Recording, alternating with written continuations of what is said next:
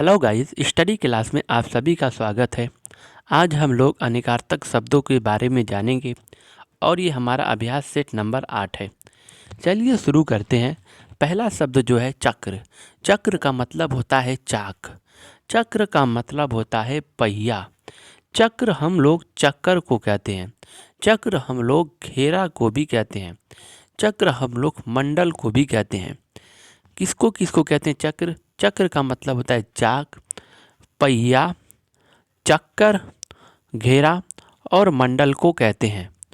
और अब दूसरा जो शब्द हमारा है चिकना। चिकना को किसको कहते हैं? चिकना सब लोग जानते हैं। चिकनाहट का चिकनाहट वाला उसको कहते हैं। बिल्कुल जो समतल होता है उसको भी चिकनाहट कहते हैं। सांवरा हुआ यानी कि जो सांवरा हुआ बिल्कुल सजा हुआ है उसको भी चिकना कहते हैं। साफ, ये भी चिकना ही कहते हैं इसको। चलते हैं आगे। अब आगे जो हमारा जो शब्द है वो है चौका। चौका का मतलब होता है लकड़ी का आसन जो होता है, यानी जो आसन लकड़ी का आसन होता है उसको कहते हैं चौका। यानी जो लकड़ी के बैठने की जगह होती है उसको हम लोग चौका कहते हैं। कुर्सी को हम लोग चौका कहते हैं। पटरा को कहते हैं चौका। अब चलते हैं छादन। छादन का मतलब होता है वस्त्र। छादन का मतलब होता है वस्त्र। छादन का मतलब होता है पर्दा। छादन का मतलब होता है छप्पर। तो कौन कौन हो गया छादन का? वस्त्र हो गया, पर्दा हो गया और छप्पर हो गया। अब चलते हैं आगे। छींटा, जैसे छींटा पड़ जाता है। छींटा का मतलब होता है बूंद, यानी बूंदों का जो निशान होता है जो हमारे छींटा पड़ के कपड़ों में लग जाता है उसको छींटा कहते हैं। हल्की बारिश जो होती है कहते हैं कि छींटा पड़ रहा है। व्यंग्य, व्यंग का मतलब भी होता है छींटा। अब चलते हैं जलधर। जलधर का मतलब होता है जलाशय।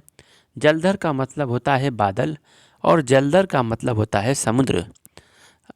अगला हमारा शब्द है हीन। हीन का मतलब होता है दीन रहित। हीन का मतलब होता है दीन रहित। हीन का मतलब होता है निकृष्ट। हीन का मतलब होता है थोड़ा। कौन कौन? दीन रहित, निकृष्ट और थोड़ा होता है। अब चलते हैं जांच। जांच का मतलब होता है पूछताछ। जांच का मतलब होता है खोज। जांच का मतलब होता है परीक्षण। हमारा अगला शब्द जो है वो है जीवन। जीवन का मतलब होता है जिंदगी जो मिल जाती है उसी को हम लोग जीवन कहते हैं। प्राण का कहते हैं। जीविका, निर्वाह, जो हम लोग जीवन जीते हैं उसको भी हम लोग जीवन कहते हैं। जीवन का मतलब पानी, क्योंकि पानी से भी जीवन होता है। क्योंकि जब पानी नहीं मिलेगा हमें तो जीना हमें लिए बहुत मुश्किल हो जाएगा। अब चलते हैं झाड़। झाड़ का मतलब होता है पौधों का झुरमुट। जो पौधा झुरमुट हो जाता है उसको झाड़मट कहते हैं। एक आतिशबाजी, जब आतिशबाजी होती है उसको भी झाड़ कहते हैं। गुच्छा, गुच्छा को भी हम लोग झाड़ कहते हैं। डांट फटकार को भी कहते हैं। अब चलते हैं झोंका। झोंका का मतलब तो वायु लहरी, जो वायु के लहर में हो उसको कहते हैं हम लोग झोंका। झोंका का मतलब होता है वर्षा का थपेड़ा। वर्षा का थपेड़ा। वो झोंका का मतलब होता है थोड़ी नींद।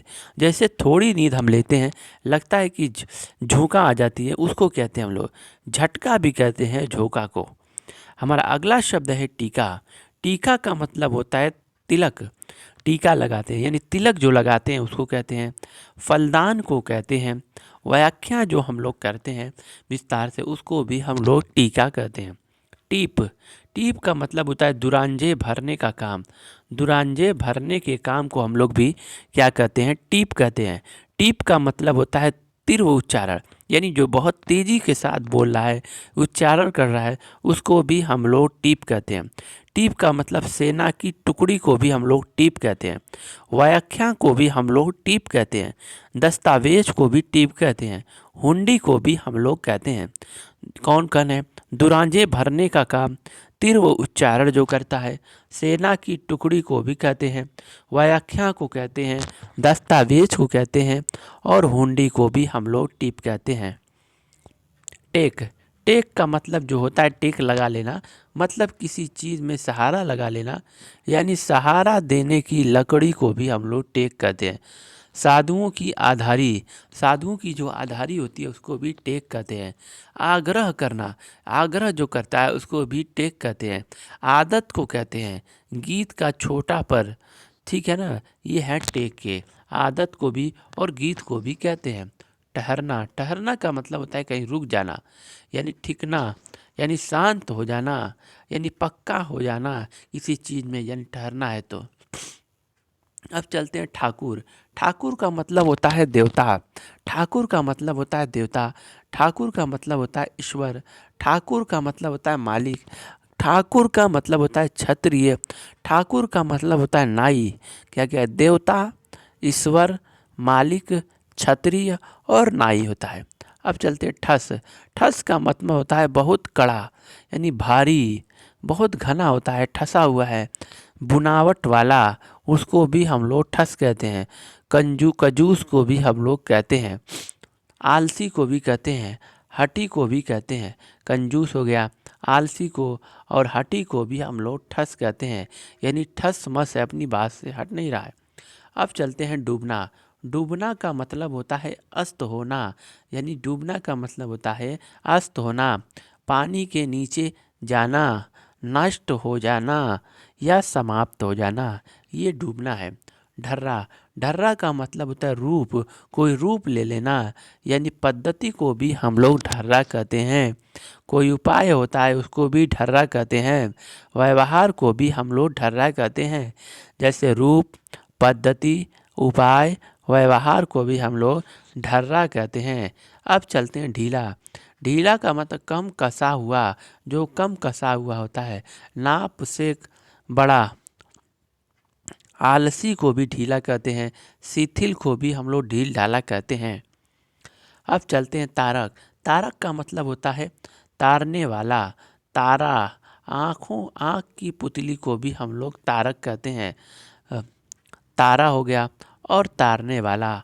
और इसके साथ ये 8वीं वीडियो समाप्त करते हुई, और अगली वीडियो नेक्स्ट सेट, अगला सेट जो होता है वो हम लोग नेक्स्ट सेट में करने वाले हैं। अगर ये वीडियो अच्छी लग रही है या हेल्पफुल लग रही है तो इसको लाइक कर दो और सब्सक्राइब भी कर दीजिए, और दोस्तों को इसको शेयर कर दीजिए ताकि ज़्यादा से ज़्यादा इसको फ़ायदा मिले। Thank you.